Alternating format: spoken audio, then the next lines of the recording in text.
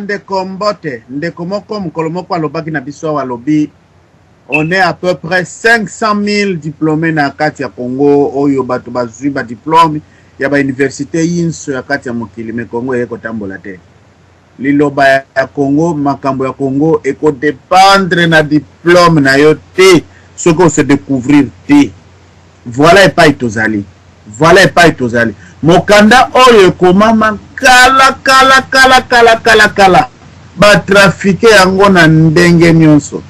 mentango mwana mukolo oyo kando bakomeli akomi mokanda yango ebimeli bino bokene na internet boluka mokanda enoki botangango malgré que ezali ba multiples traditions mpona ko comprendre kitoko bokende bozwa mokanda oyo babengi les livres de mort oyo ya baegyptien botanga yango lisusu botala epai wapi makambo ezali kobombana Congo, Congolais, mpo bima, il faut avoir contact na ye, na nzambe. Si tu as du contact, on se libérer. Si tu as du contact, tu vas tourner na kata nzungu, tu vas bimate. Na bokok, balobaka, kindokia mwase le kinyonso. Toke ba na ba mame, to lobike to boya bango, non. Mais, ba utiliser savoir au basé nango, mpona ko développer mboka wana mukolo tokozwa premier ministre ya mwasi bokomona makambo yokom mais tozokende kaka alors bandeko bazali ebele bakoteli biso na kati yao tozali na mbota Isaac Mbele asili kokotela biso tozali pe na ndeko Tuti Datia auti kokotela biso tokobanda na mbota Tuti Datia pamba te ye mtakotaki liboso mpoke omboka yo mbuta na ngai matondo mbuta mukolo na opesa nga maloba na pesi bande konyo so tutoza bango aba bambote ebele ko banda ndeko Zambwana ndeko Ndope et puis ndeko DSV na Simokuna et ndeko Mbele et puis ndeko Verona ndeko wa Zanga nga ko bakaka na obeta sete na makama misatu na obeta ma sete na makama misatu na evoma teko na yeko na rotuna mo mituna misatu senga toning sama mutu to mekana mukotala na ndenge to kolobela emissiongo mais na eloko liboso encore ba na molo kwa confusion eza makasi mutazambwa na soko michelo kwa net na place ya qui chrétien ou tielo kwa net na place ya Bible non parce que Bible déjà et Bouddha déjà les Égyptiens et le baquet et là on est moi ben et Bouddha déjà les Égyptiens que bonzamba les Égyptiens qui to côté ce que aux situé Enoch na kanini il y a des Égyptiens to na ka ya ba so pe ba dufo ba Isaïen ou ba kenda kwana et wa mutuna liboso ya mi balé non le ba elo mo konde to ba chaque fois que soko oko boye loko moko sala peke ba oko maloko le loko ngote oyo théorie to benga ya peuple élu na mona na neti biso pe na Congo to koma nango na bakasi to koma nango ke biso batu to doit changer mboka ya monde et comme qui peuple élite et comme le quoi qui peuple élu to sala peke ba ne loko wana to sala ke ba ne loko wana et loko ya misat na kokoloba likambo o théorie o joto comprendre ngote joto comprendre ngweska to pousa makasi o théorie o boloba kako fumukimbango lobaki bakanga muibi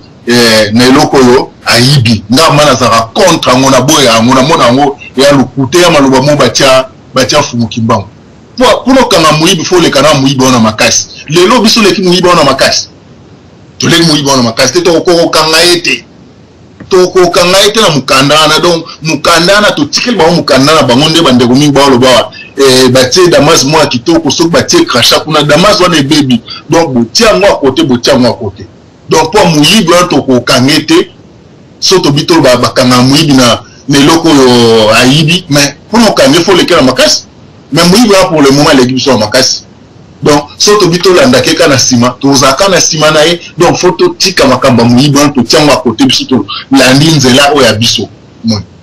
tolandi nzela ya biso yango mona na ya Kipavita toka makambo wana te pona makambo na epoka ba ya Kipavita kotaka pomate mon lokwa fumu kimbama lekai mo mke na nzela na yango ba profiter pour kokosle makambo so lo bagite selon ngai mon et puis les kambo ya suka ona kosukisa to kolobake o nyoso to wana to ibya nyoso to science mondiale eza mabe eza lokuta tout eza lokuta o kutu ya se ya lokuta bokonza likolo so soit disant bokonza likolo bible ande kozala solo confusion donc bozwana mo ko parti moko vraiment bozwana parti moko soki amemeli biso nyoso tu ya lokuta liloba nzambe na amemela biso ya solo donc confusion bozwana position moko ya solo vraiment na zone simaloba ya solo maloba ezongi kasi tokobanda na mbuta za mbwana iye mutu azali kotangela biso mukanda bongo tokorepondre na nsima mbuta za mbwana mpoke mboka yo no nabanza papa Isaac Mbele azali wana menga réponse mukele afana napesa papa Isaac ezali kaka na Enoki 81:6 balobi les hommes sont dans de grandes erreurs au sujet de ces jours ba jour ni na ngota na ko maloba na ko yebsa na place ni Enoki afuni ke batu bazana ba erreur trop qui est question za wana papa Isaac Mbele na pesa maloba passer balinga barato wana merci papa Nzambona bon ngai na zana miki ya koloba te na moni déjà na ba professeur o bazawana bolindi si na lingi na yekola na ne pa na bango intervention penza wana ko sala ezate po bien de botanga ba mikanda boyebi maloba bozo tangela biso na ba livre de Enoch boyebi makamuni bozo tangela biso na totila bino boyebi bon na lingi na ko apprendre na nanu soki intervention na ko senga maloba sima merci papa Nzambona zongi sa maloba mboka yo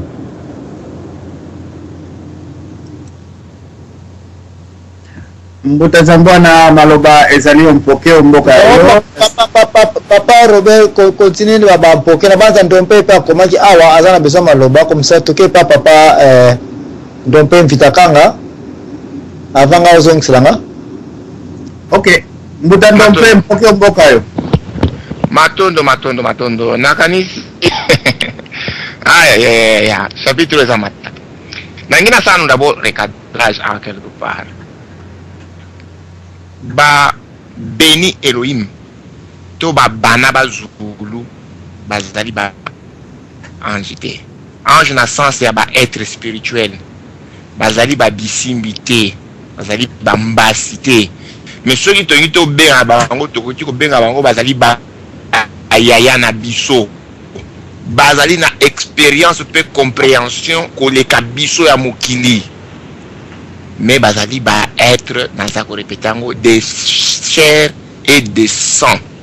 bazana mai bazana makila so beaucoup de nandira beaucoup beta na makofi voilà pourquoi beaucoup comprendre de quelque part o bazali koloba mutu songolo tanaki na nza ne babetani makofi na kati na nzela vous allez comprendre de quoi on parle na kozonga dikambo ndeko nzabwana azali vraiment technicien ya ko attaquer batu mingi mais je crois que sur atangi ba texte yo atanga ngo correctement ndenge zali na mwana za ko pesa bakombo ya batu il y a des combos zali ko pesa biso to réfléchir to ko boyate c'est comme le combo Seni Anza au monde que ça demande à réfléchir mais surtout monde comme le kola kakaba elle dans la zone kakaba elle ça dit clairement que ça dit kakaba elle le kola Gabri elle le kola Uri elle c'est dans ce sens c'est ni que ba kakaba Eloa Turi Eloa et on a Turi elle vous avez au monde Dan Eloa Dan elle Nuka elle quand on parle de elle Elohim les concept moko ezali lié na Mésopotamie akende kotanga bakombo ya ba Anunnaki akomona batu lokola ba Enki ba Enlil oya komaki El Ilion El azana bana 72 na kati na bana na ye okomona ba kombo ebele ba pesia et se répéter ba Zezi El les textes na bibliothèque à Bagdad ezali ko funda yango donc na lingite to que na logique moko de diaboliser pour parler que il s'agit faute ya ba africain, faute ya ba mama Congo, ainsi de suite. Mais loko est très important pour comprendre avant de penser au monde de quoi Combo appelé na troisième Gadre L Kaseb L. Donc ça ba L ba Eloa ba Elohim no ba béni Elohim bana ya ba Elohim parce que Elohim notre bagage au début c'est un nom pluriel hein, singulier na yango ezali Eloa. Quand ils sont plus ba komaka ba Elohim. Et voilà, on a la langue, la langue indo-européenne, et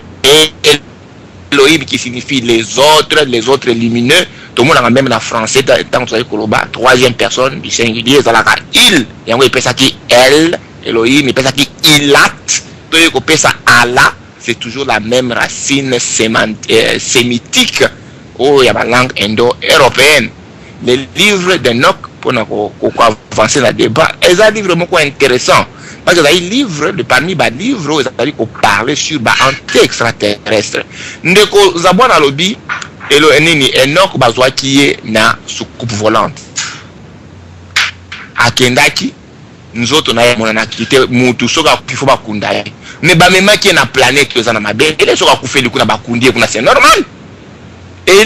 lui, même qui est na carte na soucoupe volante. Mais tant on va l'oublier que Eli est revenu. Et Zali Eli te oyo babema qui na kati na soucoupe volante akenda ka soki na planète ya kufi bakundi kuna nde azongaki bazande kolobe que l'esprit qui habitait le corps d'Eli s'est réincarné dans la personne de Jean-Baptiste. Mais Eli bakunda ki ba memie sar de feu na soucoupe volante dai lokala ba memie na mutuka na Lubumbashi OK na Amérique na Amérique kufi ba kunda na kati na Amérique kuna mabele Zali bakunda. Donc les Elohim, côté qui dans ma planète, dans ma constellation, la constellation assurée. C'est pour Nabiso. On a expliqué dans le début, le col à la constellation à Draco, pour la draconien, c'est-à-dire pratiquement élite. C'est-à-dire qu'on contrôle Biso, ma constellation est Andromède, ma constellation, il y a ma constellation est Bénémoyebi. La planète est la planète locale à la Terre. Aujourd'hui avec la NASA, si va identifier moins plus de 1000 planètes semblables à la Terre. Quand on a la Terre, na bandé. On en a identifié. Les lots ils sous débat Terre sur Mars il y a de l'eau. Mais ils allaient sur nini satellite oyo il y a Jupiter ba benga Europa. Mais satellite à Jupiter, bah ça comme à Europa, et ezali maï, ezali engravé par maï na maï. Mais maï wana ezali congelé, mais na sena maï glace wana, on dit qu'il y a l'eau liquide. Donc ce que mutake kuna, c'est certainement ko konta na baskafandre ko na maï, mamso kuta bambisi, mamso kuta batu. Donc déjà pembeni kaka na biso awa, la lune, Mars, et c'est kaba kuti déjà ba pyramide ezali kuna na parti wa benga Macedonia na Mars, il y a des pyramides. Beaucoup de na Google. Beaucoup de gens bien que NASA ça ko sala nyoso pona ko sala Photoshop ko longola la bilo ko wana to kwa koyeba origine. Parce que ce to yebi origine na biso ndenge ezali to comprendre et ça c'est ce que bato baza ko éviter que la plupart ya bato oyo to belelaka ezali réalité tata nzambete mais ezali ba oyo beaucoup benga entre guillemets les anges déchus. Les Samaël, les Yahweh, ce sont des anges déchus. C'est ça, l'ange de lumière qui se transforme, l'ange de ténèbres qui se transforme en la lumière. Et ceux qui te comprennent, le monde va sombrer dans les ténèbres parce que les ténèbres c'est les ténèbres qu'on adore à la place de la lumière. Et ma connaissance, ils allaient dire que tu allais prêter hégémonie à Mutumoïne. Non. Mais ce sont des révélations oyo batomunite bakoya ko mapo et ko renverser l'axe de la terre pour tozonga la véritable adoration o ezala ki atata nzambi ampu. L'adoration atata nzambi ampu c'est quoi? C'est l'adoration du tout dans les principes de l'amour, la justice et la sagesse. Le respect du tout dans les principes de l'amour, la justice et la sagesse. Et yakoyeba que nous sommes tous partis d'une même chose. Voilà autant à Biloko, même dans la révélation, le troisième secret de Fatima. Le troisième secret de Fatima. Pourquoi Rome a s'acharné à Bombayango? Pourquoi Fumukimbango les a fait tellement?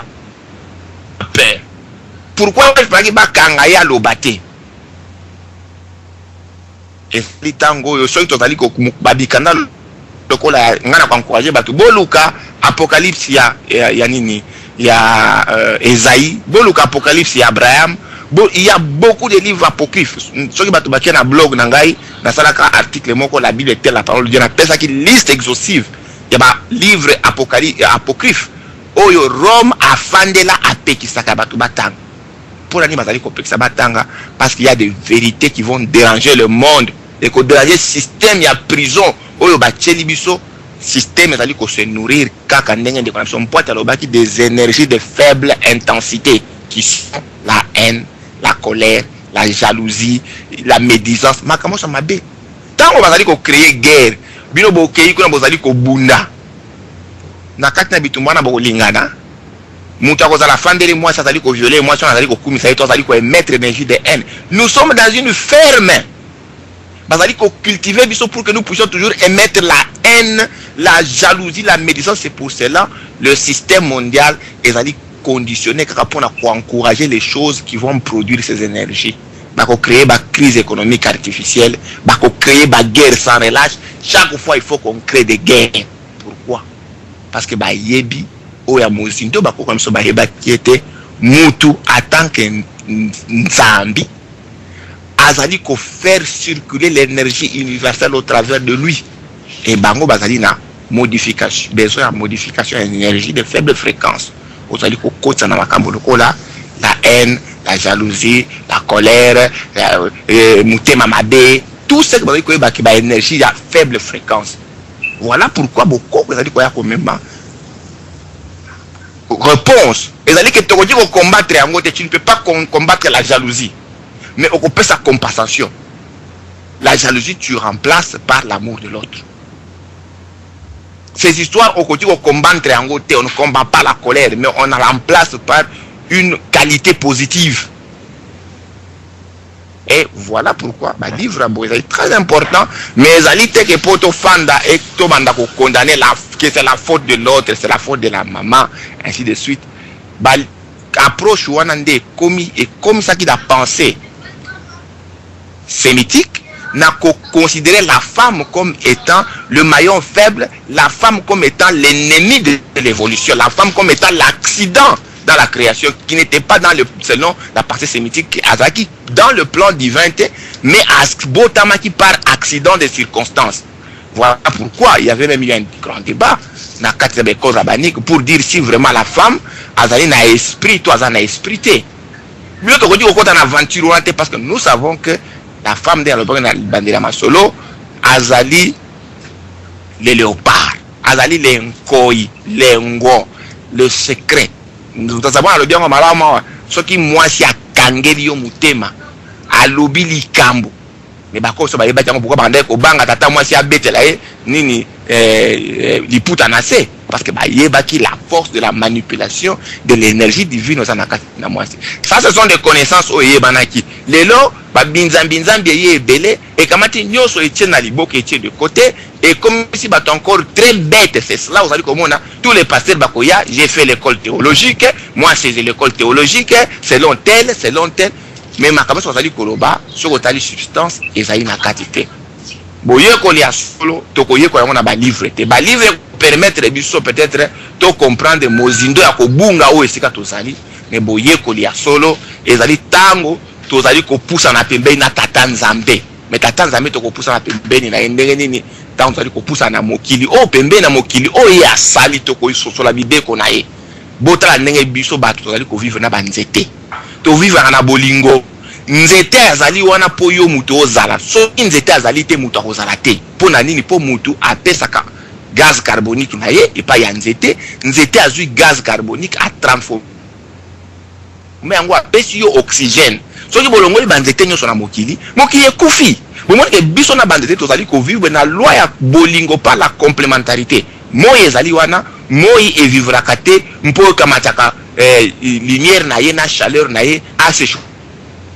fakaye moko mais azali ko chauffer planète terre azali ko chauffer la planète misusu na tina été yango za na vie elle dit que azali ko kabola mais l'amour c'est quoi? L'amour c'est le don de soi Tant que si quand on va dire que ce soit la mokili, donc on peut rapprocher, donc on se rapprocher, pembe na tata nzambe, peut to ko abatu ya solo, mais celui qui te na mikanda, on ne peut vite akanga komi, to te na mukanda,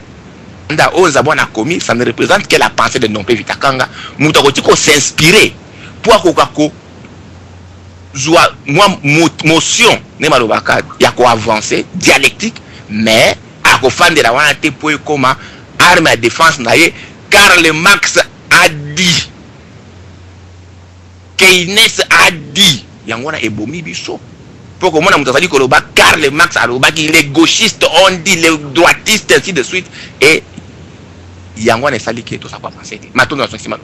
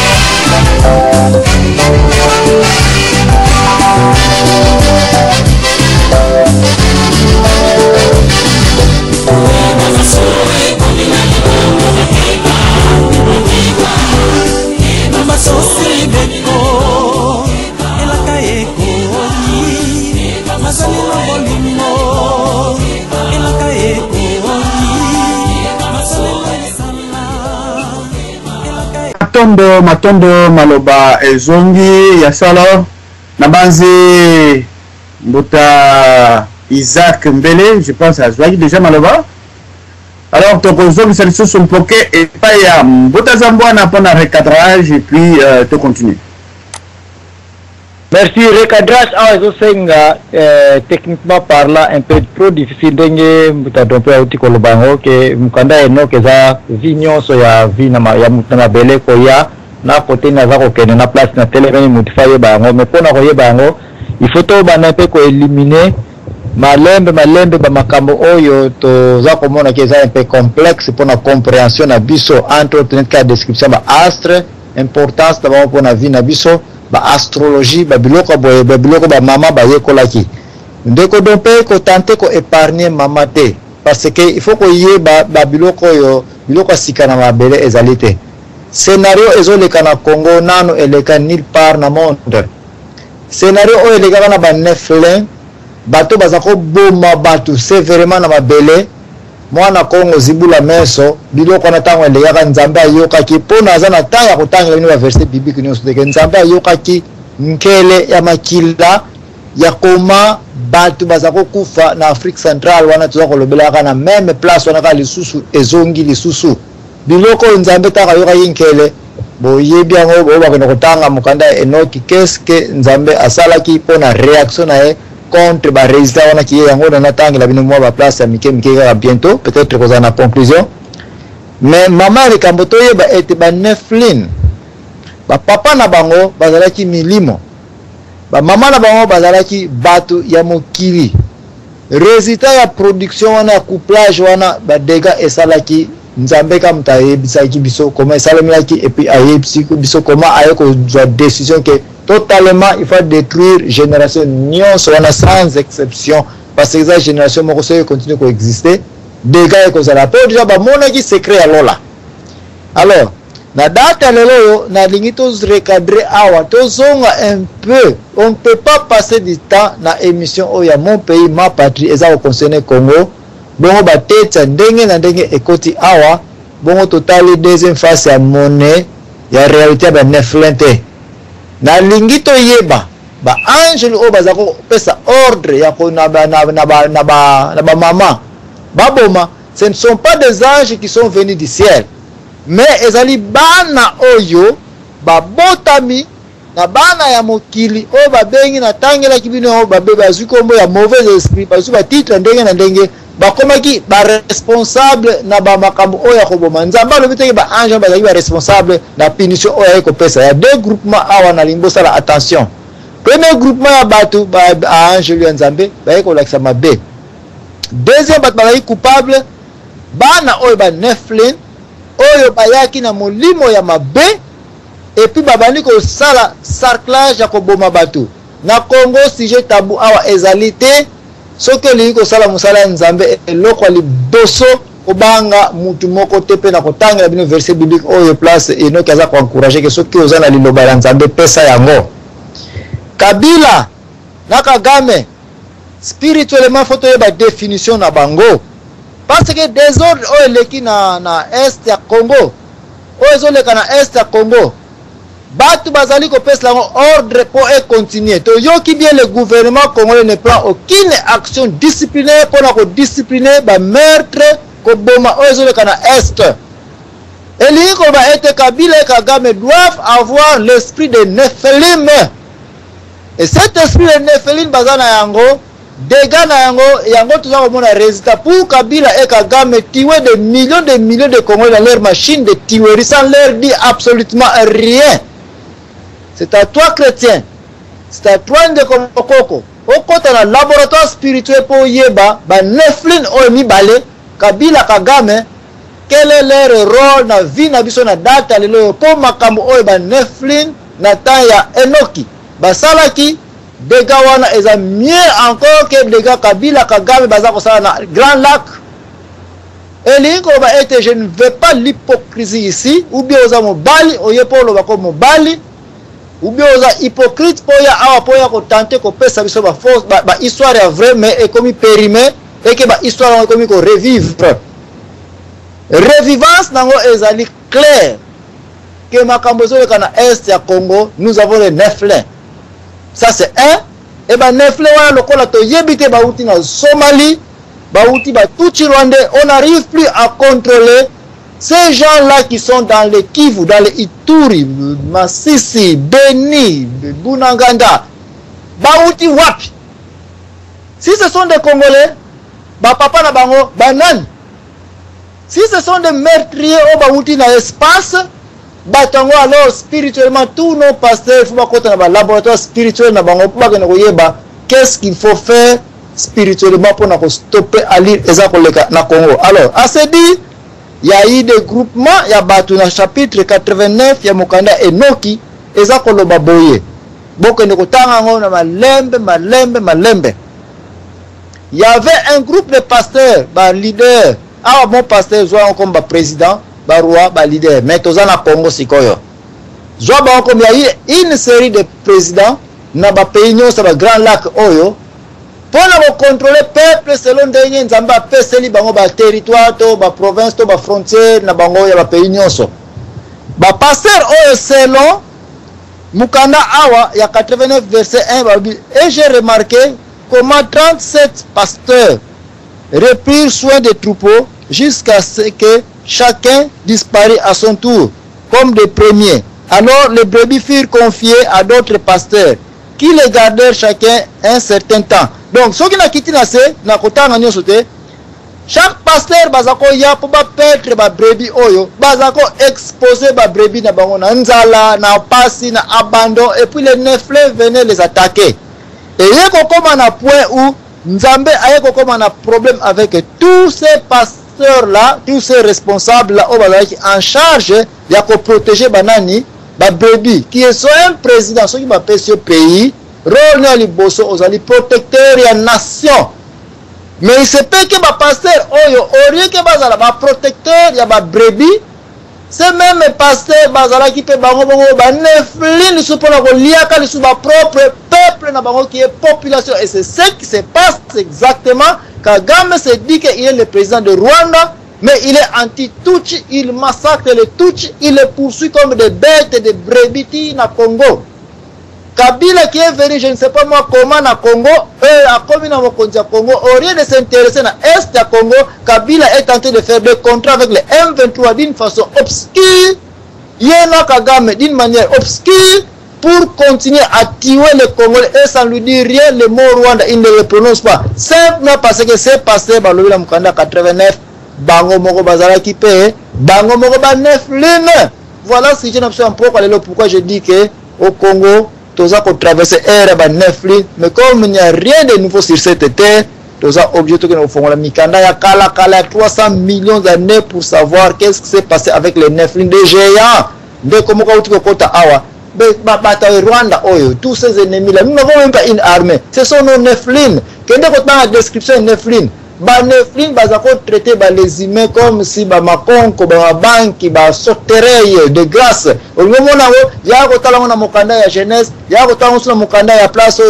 Moïse, Atindeli, Caleb, na Josué, bakende na Jéricho. Bake kuna temps bazoi ba pesi rapport batoto ko kabangote ya solo parce que bataille bazana moto kuti ba Nephilim eza wana na mukanda nombre. Nous avons trouvé des Nephilim, nous sommes incapables de les combattre. Ba makabu ba Rwanda baza ko sala armée moko ezali te to kozala na Congo et ko kabango parce que biso soki to kei to komona ennemi ba pousa ni to tiki na biso. Bango ils ne sont pas là pour ça, ils sont là pour tuer, massacrer. C'est un problème spirituel qui se passe au Congo. Et je suis 100% convaincu que les Nephilim, qui est noir, et les gars en Afrique centrale, dans le pays des Grands Lacs, c'est la même scénario. Alors, conséquence, il y a conclusion, il y a awa, quelle est la bonne solution, ou quelle est la solution, et Nephilim, et quelle est la solution pour data il y a déjà une révélation, il y a Congo. Et comment nous allons nous en sortir? Et ils allaient à Wanakotang et la bite en papa Mukolo na pese maloba.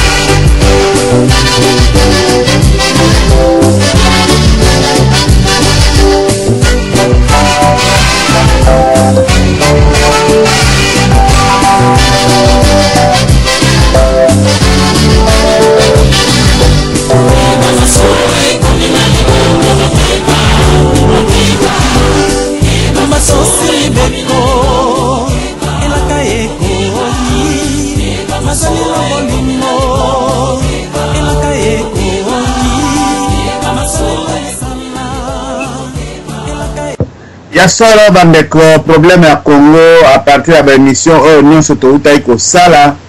et tilelo uta to bandai na Côte Noire ndeke bandeko mususu bauti koloba yango awa tozali kokoba mpe ko faire prendre batu conscience ete likambo ya mboka ya Congo mboka na biso ezali likambo ya avenir ya mokili mobimba ezali ko se jouer à travers ba Congolais. Alors, les Kamboana enseignent une certaine hauteur spirituelle pour que Makambu et Zwanzela. Parce que au départ de là, Mboka et Robeba, Mokili Bandaki, Wana et Pai Makambu et Zongeli, donc il faut une hauteur spirituelle. Bandeko tozali na ngai particulièrement na misu na deuxième serveur te na ebite soki tozali na bandeko oyo bazali kuna na serveur 2 na minute oyo na nzela ya telefone soki bazali to kopesa bino maloba soki bozali te to banda deuxième tour ou troisième tour presque toza okende vers suka to banda na mbuta vero. Alors bandeko na telefone na mbuta desve kuna soki moyen ezali soki mutu aza na ligne opesa biso ye parce que awa biso ezali ko mona na te deuxième serveur na likete mutu azali te wana tokoleka sikasikawa na mbuta veron. Alors wana tosali deuxième tour na biso mbuta veron mpoke mboka yo papa Robert soki na koleka na suka s'il vous plaît na yo quand même baninga si c'est possible. Merci tokei na mbuta Isaac Mbele epai na yo mpoke komi. Oui papa Robert, bon ndenge nalobaki lelo nazali kaka étudiant ou bien élève na kati ya baprofesseur nayoki oyo baprofesseur balobi na kolinga mpe lisusu nayoka ntina conclusion na bango peut-être kopesa ngai mayele tonzela yamba na nsima nayeba place nini tant que moyekoli esika nini nakotia na lokolo azongisi na maloba mboka yo. Merci. Merci, merci. Mama Fura, opema ikamwa mingi malobombo kayo. Merci mingi papa bana ko pesanga parole loko na ningina loba ezabo. Enda ba selo ko il faut ba kongole ba kanisana. Loba yo zana ndeko na yo ndeko na kanisa yo loko kanisa ndeko na yo. Parce que so nisi ndeko na yo o bandene ni o contactele o benga ye o solo na ye o bandene ni naza ko vivre ye pe ye bandene ni yo za ko vivre. Wana eko pesa biso moyen ya kusadi sana poto longwa pe na kati ya pasi na kati ya ba situation oyo eza kozwa batu peut-être que ba situation mususu ezozwa batu parce que batu baza na ba contact te batu ba yebi te ndenge nini bakoko kutana na bandeko na bango bakanisiki bandeko mususu babosa nta mususu ndeko azokoluka yo me yo ozomona te vraiment tosala makasi tozala ba contact na bandeko na biso tozala makasi na ko soko za na mwa osalisa ye mpe eza eloko mususu nga ndenge nga nakomaka awa na mboka oyo ya bamindele nakanisi te eza ndenge moko na bamboka nyonso ya bamindele me nakomaki na mboka oyo nga navandaka na nga na ville ya monene te na ville ya moke me ndenge nakomaka ntango na bandaki kobanda klase oyo baza kotangisa ngai monoko ya mboka oyo ekole wana nazali kovanda nazali komona soki moto akoti omoni soki oza africain bakozala makasi na barecreation wana soki moto aza africain omoni kaka na libolo na ye ubien na kazali baza na biloko ya baza kolia apre babwaki yango nga naza komituna mais mpo na biso na biloko ebele tozalaki na bafata ebele ya komela mais biloko ya bitito namonaka yango te namonaka yango te sikonaza question mingi ndengisi ko naloba mpo na réponse kolobi makambo ya kokende na marse eza na terre moko kuna na marse eza boye na boye o baminde bakobebisa mbongo kokende kotala na marse ndenge nini ozoyeba ke eloko nyonso wana ezali lokola konéglige baafricain parce que soki ozokomona okomona mutu soki aza konéglige yo te akolukela tous les moyens tous les possibilités olonga na kati ya pasi akolukela tous les possibilités atia yo à l'aise atia yo lokola ye mais soki aza konéglige yo azolinga te okoma lokola ye ou bien asi amoni yo oza okoki koleka ye okomona peut-être koleka ye wana mpe ekoki kosalisa ye mais aza koyeba te sikoyo amoni ke soki mbongo na ye wana akei atia yango na afrique bato nyonso bakozala propre bato nyonso bakozala bien bandako makambo ebele kozala mingi alors azokomona yango peut-être mpo na ye ekozala désavantage azokanisa mpo na ye ekozala recule azokanisa biloko na ndengana nzoka mpe aza komikosa nga namona neti baminde baakomikosa parce que fin de fin la vérité finira par triompher soki vraiment yesu azali nga nalobaka mikolo nyonso eza te moto oyo atangisaki ngai eza te nini na nini me namonaka mokolo moko nazala kolala na loti ndoto namoni kongo na biso soki totelemi yesu akosalisa biso nga namonaka kongo ekozala première force mondiale ekozala na makasi mingi ekozala makasi ozomona amerike ekozala kaka na makasi na ye wana mais amerike kongo ekoya koleka amerike si mokolo moko na bandaka koloba ngo eza lelo te na bandaka koloba naza nanu mwana moke me topika piko tolongola bobangi tolongola complexe wana ya infériorité tomipesa makasi omipesa na makasi na ndenge oza na makasi na yo parce que toza makasi moko te nga na komipesa na makasi na ngai yo komipesa na makasi na yo na mosusu akomipesa na makasi na ye chaque moto asala positive na makambo oyo ya banégative wana totika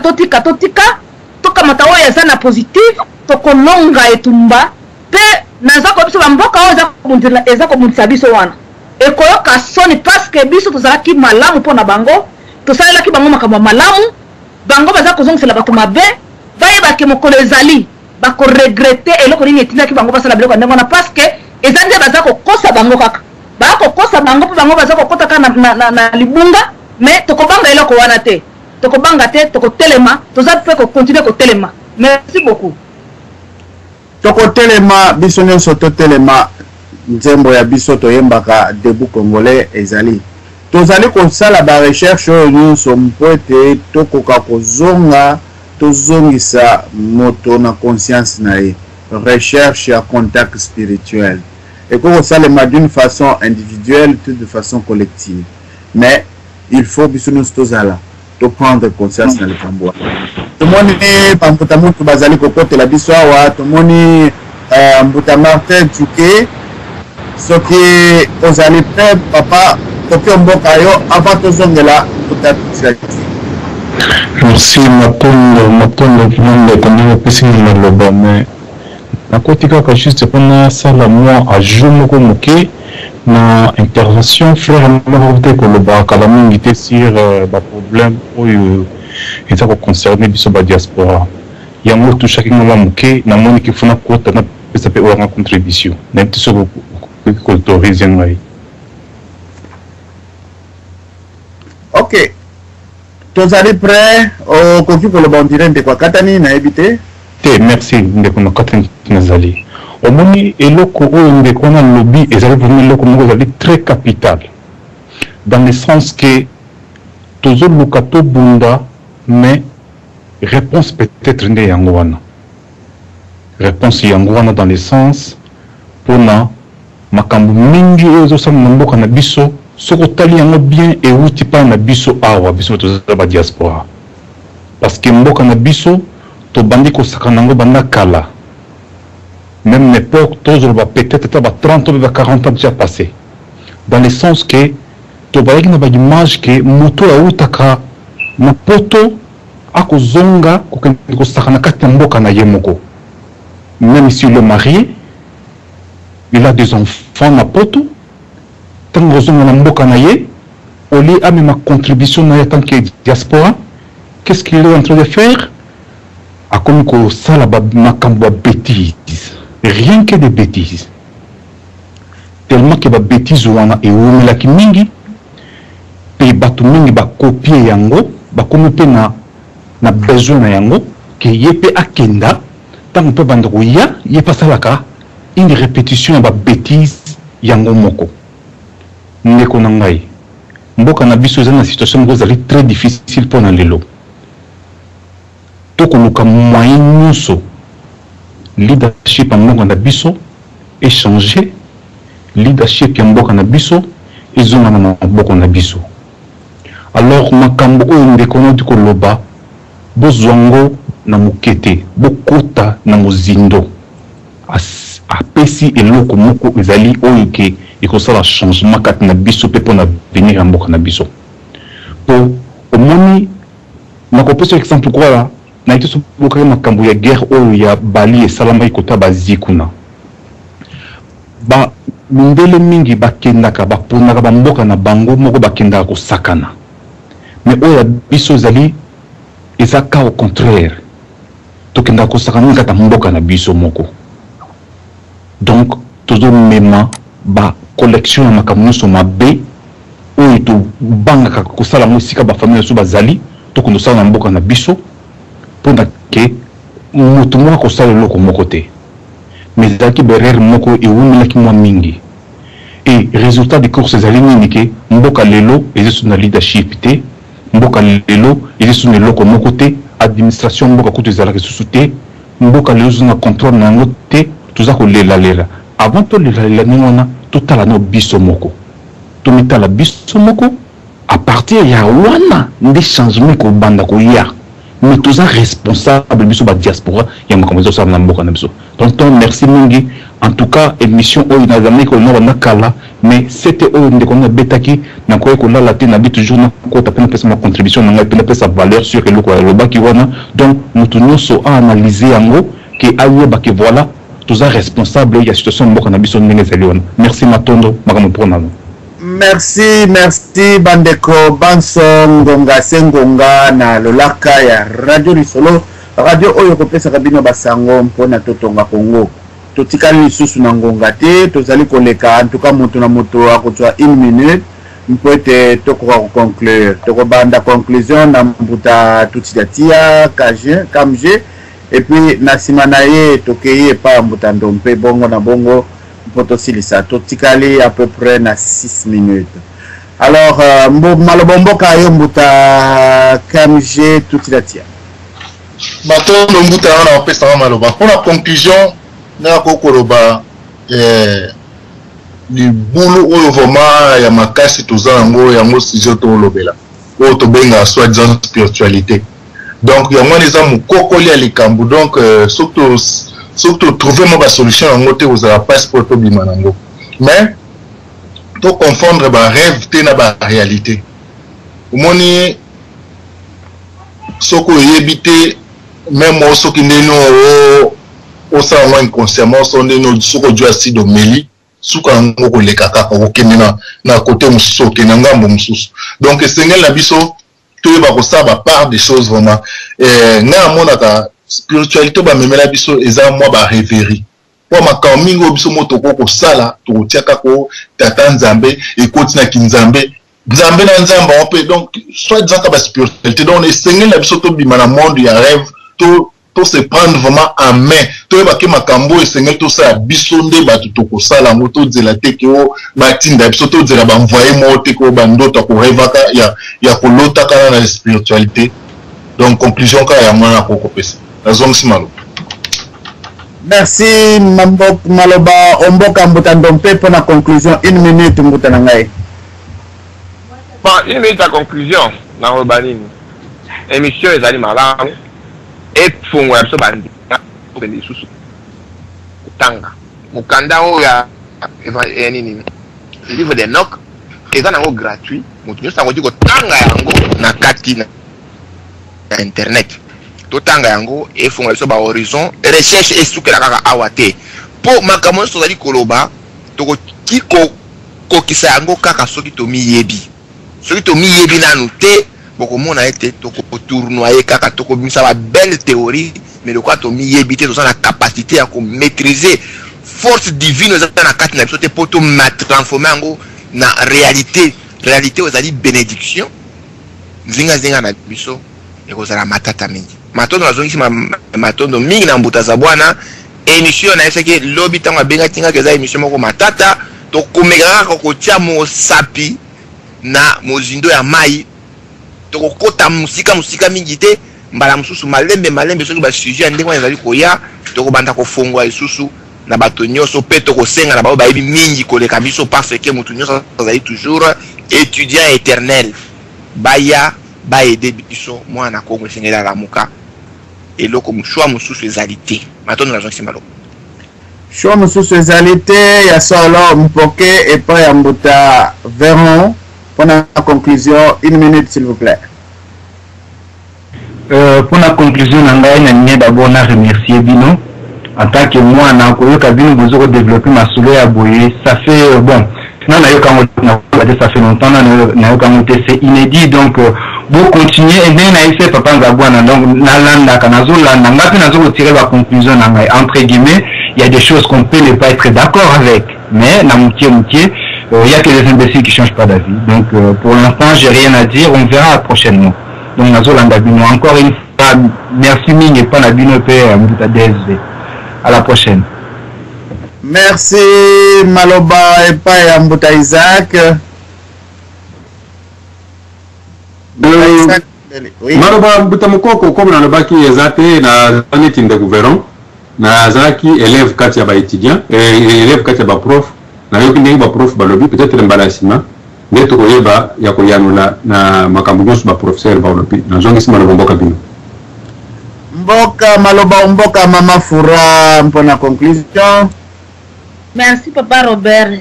Conclusion nanga eza boye ba congolais basala makasi batika komema ba bilokos na Congo parce que eska o bilokos eutaka nzere se fongwami bato nyonso bakoko kende kuna basomba parce que ata oto mona kango na poto akwa eutaka kaka kuna na ngwanzu yango wana basala makasi batika biloko speza ko mema maladi ebele so ko mema ba cancer so mema biloko ebele ya mabe oyo banganga bayebi biloko ya biloko eza mabe penza eza mabe ba microbe oyo ezalaka esika oyo ezalaka o memi yango isusu esika mususu ok eza biloko na yo moko salaki o vandaki na ngo mikolo ebele yo moko ndenge oyebi yango ke eza malamu okoki komema mais oyo okikona balabala na ba magasin babwaki vraiment batika po to batela santé ya Congo. Merci beaucoup. Merci avant tozongisa maloba epai ya Mbutazambwana ya solo bandeko mboka na biso eluki biso moko tozala na contact personnalisé na Nzambe ye moko parce que wana intermédiaire akozala kati il faut yo moko ozala mais asi apesa ye so aye tozala na contact totelema. Alors tokozonga l'émission yo mbalasima tokolobela lisusu makambo en profondeur. Beaucoup de recherche, s'il vous plaît. Il n'y a que ces chemins-là pour le Congo. Donc, ici, Maloba et pas en Boutazambouana, pour la conclusion, on peut désamorcer l'émission. Merci, Mingi, Nabaïban, sur base merci, Papa Mokolo, n'a pas de connaissances pour participer. Conclusion, Ezali Moko, si j'ai Zalaki, Nefelen. Ce qu'on a qui titre, qu'est-ce qu'il signifie Nefelen, franchement. Toza ko rapporter qu'est-ce qui se passe au Congo, kende koye ko la qu'est-ce qui fait Nephilim, ba Nephilim baza ba monstre spirituel, ba nzana biso na Congo. Gouvernement congolais soko za Nephilim te okoti ko travaille avec Kabila te. Il faut savoir que le gouvernement congolais est composé par des Nephilim. Donc nous soulignons ko benga un parlementaire congolais, un président congolais, un ministre congolais, c'est un Nephilim. Aza mwana ya bilaka oyo eza na kati ya Bible bana o bakoya kotungisa mabele basali yango déjà ba conclure yango ba exposer parce qu'il faut ba mela makila pour ba vivre tous ces parlementaires congolais baza ko sera 14 millions pendant que soki 14 000 dollars à salaire pendant que 1000 dollars ekokai ko zala balo ba ko tokene nan ko tsango Angers pona bitumbezo le kana est mais parce que ce sont des Nephilim ne vous en faites pas par nature ce sont des gens qui sont des meurtriers. Baza déjà spirituellement ba diable et puis ba yekola ki makambo na papa na bango ki ye ba angel oyo ya mabe. Alors ba chrétien na bandeko bokoko nous devons vraiment faire attention pour le mangonga ekoki ou to yeba bandeko bokoko ba kamnin baza ko yana yango oyo ko iko zalake ba secret ya lola oyo eza ko bensa mabele ou bien pe ba secret ya lola o ba yeba ki to iko itia na côté positif parce que to ko yeba wana ba médecine ba monde komi ko ndima siko medicine ya bokoko na biso to ko yako ibana ba mai na banzete ba mintele ba komi ko pesa na mbongo na Kongo poto bana kolona banzeto ba ngoka ba yo kata na ba siforzana ba baya na biso elingo ba ke nous sommes encore la dernière chance ya ko conserver nature mais poto yeba yango il faut to combiner na bandeko bokoko ba baza ko aider biso ko yeba MP ba biloko biso ba chrétien to kanisa ke za kindoki ba biloko mabe mais ils ont fait un bon travail. C'est à nous maintenant, les chrétiens, d'ajouter un plus tout autour de mon campagne de Koboko, Bayel Bissongo. Bon, mon binôme, vous avez témoin que l'émission Oira de l'Oyo, les chrétiens, il y a un plus mon côté, ni pasteur, mon côté, un plus à mon anipété, mais bon, on a un mokanda et non qui peut mieux sur la et faut analyser. Bika, tata, Nzambia, Mpungu, Kakulu, Sakumuna, et Kakulu, Keba.